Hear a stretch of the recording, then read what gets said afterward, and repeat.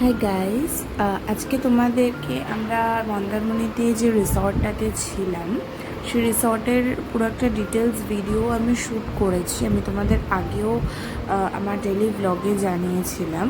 আগের থেকে বলে রাখি, এটা কোনো প্রমোশনাল ভিডিও নয়, আমরা জাস্ট ওখানে গিয়ে থেকেছি।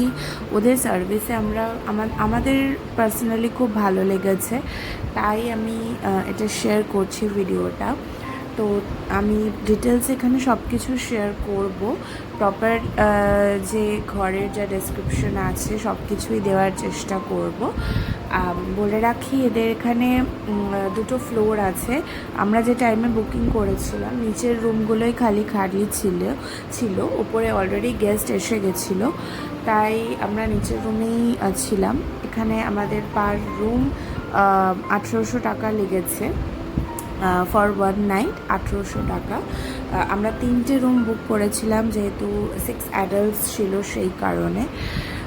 তো আর এরা একবারই খালি, যেদিনকে আমরা গেছিলাম সেদিনই খালি কমপ্লিমেন্টারি যে ব্রেকফাস্ট হয় সেটা ওরা প্রোভাইড করেছিল। আর নেক্সট দিনকে সকালের ব্রেকফাস্টটা আমাদের ওটা কিনতে হয়েছে, ওটা কমপ্লিমেন্টারি ছিল না। আর বাকি যা খাবার দাবারের যত ডিটেলস, যা দাম, আমি অলরেডি মেনু কার্ড এই ভিডিওতেই শেয়ার করেছি, তোমরা চাইলে পজ করে দেখে নিতে পারো। এই মুহূর্তে আমি রুমটা ট্যুর দিচ্ছি, সেটা একটু ভালো করে দেখে নাও।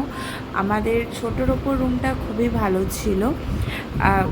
সব রুমে এদের এখানে এসি আছে, এই নয় যে কোনো রুম নন এসি, এখানে সব রুম এসি।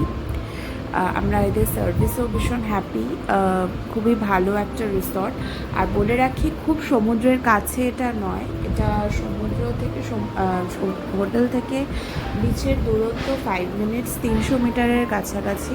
তোমরা হেঁটেই যেতে পারো, এটাতে কোনো সমস্যা হবে না। খুব যে একেবারে দূরে তা নয়, তো মোটামুটি কাছেই আছে। বাকিটা ভিডিওতে সব কিছু ডিটেলস দেওয়া আছে, তোমরা একবার চেক আউট করে